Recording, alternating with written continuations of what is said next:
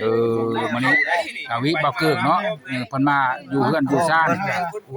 เพิ่นมาครอบเฮือนอยู่ซ่านนี่ครอบอยู่ดีมีแฮงคู่คนนี่ล่ะพี่น้องลูกหลานฮะเข้ามาอยู่นะยังเข้ามาอยู่ใครปั้นน้ำหลังเนาะขอโชคขอลาบได้มื้อนี้มื้อฉันมันดีได้มื้อนี้ได้น้องเอ้ยโอ้ยมื้อเนี่ยมื้อวันที่16ได้มื้อนี้กำลังมื้อฉันมันดีเด้อมื้อนี้เด้อขอโชคขอลาบส่งมาร่ำรวยล่ะมันคิดมันยังได้เจ้าปู่เจ้าตาเอ้ยอันสาวีกับเบาเกิกนี่ล่ะเพิ่นมาขอคำขอบคุณกับปู่ตาพี่น้องเฮาก็มาก็โอ้ยหลายน้องเฮาก็ได้มีแต่ลูกหลาน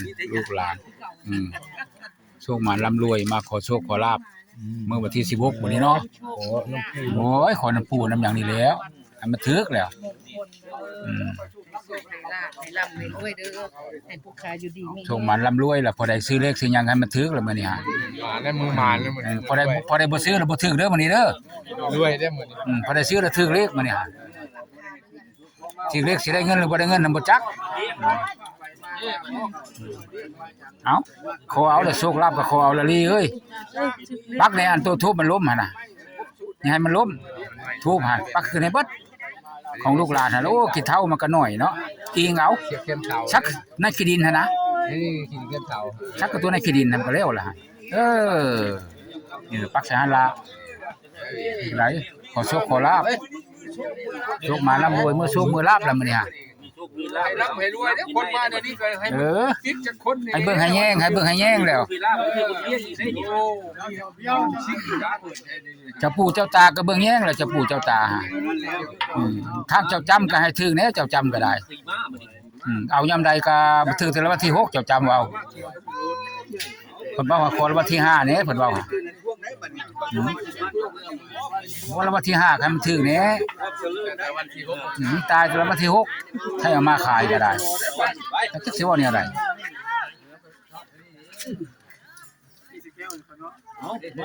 ไปถือไปไปพูดแล้วว่ะพูดแล้วไปได้บ่ทันแล้วได้ไปให้มันสุดได้ไปปู่หอมย่าหอมออมของไว้พุ่นล่ะ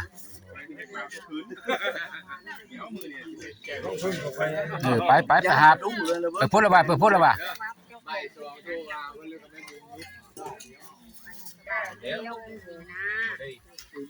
เร็วเลยบ่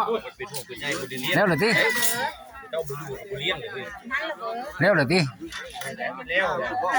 มันเร็วเลยคือเร็วเลยเนาะ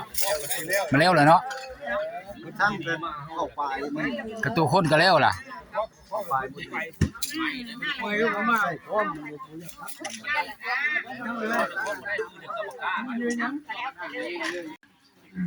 ม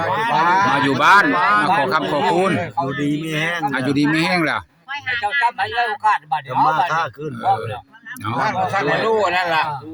อุ้ยนี่ล่ะเอาอยู่ว่าจะเมื่อไหร่มีความสุขความเจริญล่ะมีความสุขสมานล่ะมีความสุขความเจริญเก็บจะได้ใครจะมีแต่โชคสมานร่ำรวยอายุมันยืนคำคนมอบแล้วนี่มาดิมอบเลย